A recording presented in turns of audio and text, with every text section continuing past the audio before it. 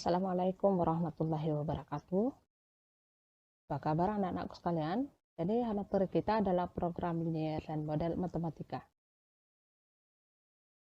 Nah, tujuan pembelajaran kita pada hari ini adalah kalian bisa membuat model matematika satu soal yang berkaitan dengan program linier.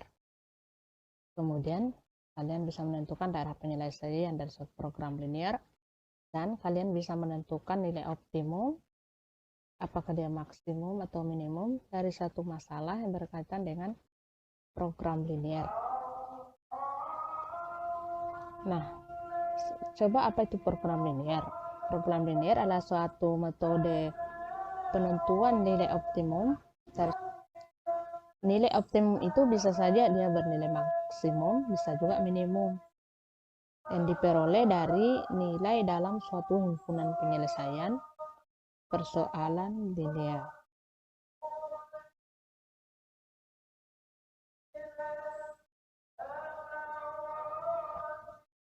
Nah, program linier itu terdiri atas dua, yaitu fungsi kendala dan fungsi objektif.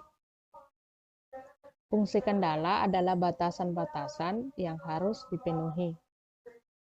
Artinya syarat-syaratnya ya. Syarat-syaratnya nanti ini atau batasan-batasannya harus dipenuhi. Ini. Kemudian yang kedua fungsi objektif. Fungsi objektif itu fungsi yang nilainya akan dioptimalkan atau akan diminimumkan atau dimaksimumkan. Itu fungsi objektif. Nah, kita lihat selanjutnya.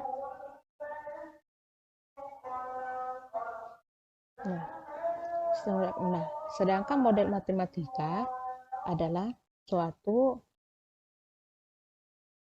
hasil interpretasi manusia dalam menerjemahkan atau merumuskan persoalan sehari-hari ke dalam bentuk matematika, sehingga persoalan itu dapat diselesaikan secara sistematis.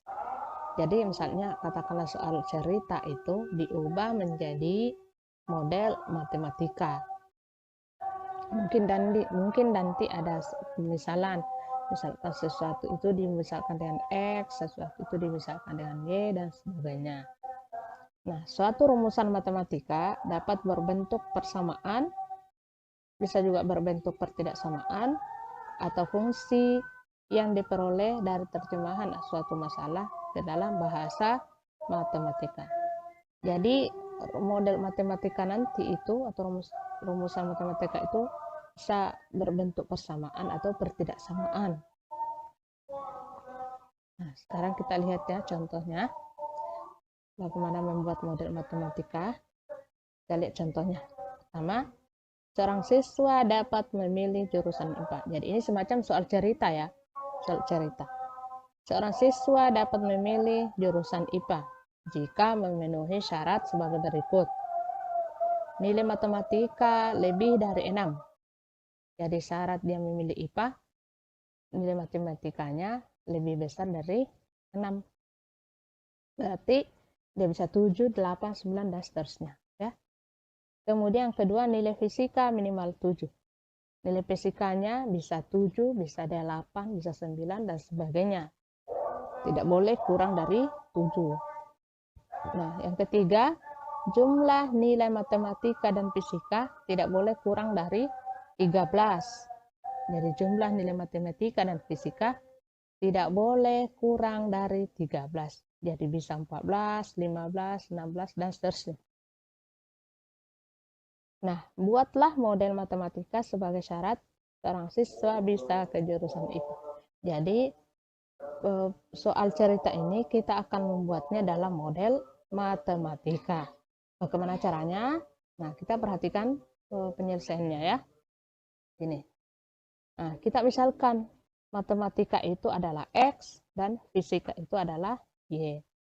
Nah, sekarang lihat syarat atau kendalanya. Di sini kan ada syaratnya.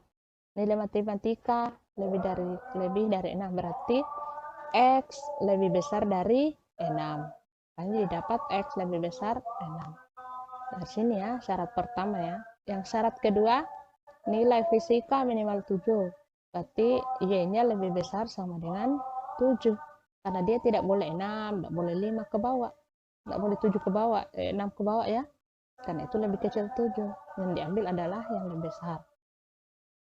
Syarat ketiga, jumlah nilai matematika dan fisika, berarti X tambah Y, X tambah Y tidak boleh kurang dari 13, berarti dia harus lebih besar dari 13, berarti X tambah Y lebih besar sama dengan 13. Nah, X, Y itu adalah elemen real, jadi X dan Y adalah bilangan real. Nah, inilah contoh model matematika dari soal contoh 1 ini, soal cerita ini ya. Oke, jadi kita misalkan X, kita misalkan juga Y, kemudian dibuatkan pertidaksamaannya. Oke, kita lihat contoh 2. Seorang pemborong akan membangun rumah di atas tanah seluas 10.000 meter persegi. Rumah yang akan dibangun terdiri dari 2 tipe, yaitu RS dan RSS. Nah, di sini sudah muncul lagi dalam pikiran kita bahwa misalkan RS itu adalah X, RSS itu adalah Y.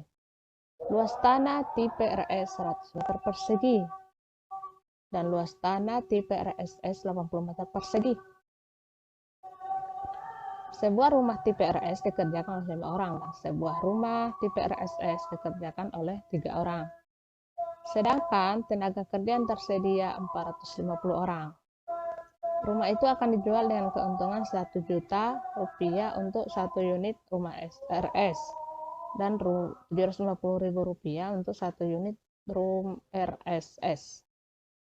Maka buatlah model matematika dan tulis labanya dalam X dan Y. Jadi soal cerita ya, kita akan membuatnya dalam model matematika. Jadi kita misalkan kembali rumah tipe RS itu adalah X, rumah tipe RSS adalah Y. Nah, syarat kendalanya atau syaratnya tadi,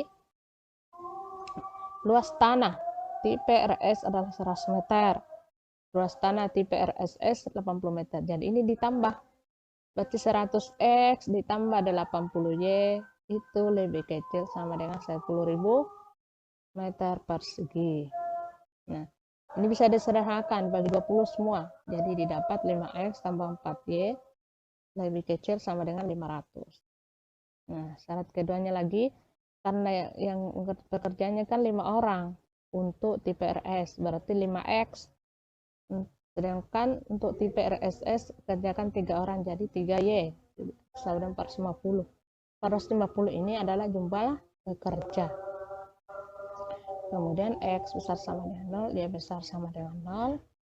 Nah, labanya, atau di sinilah namanya fungsi objek kendal, fungsi tujuannya.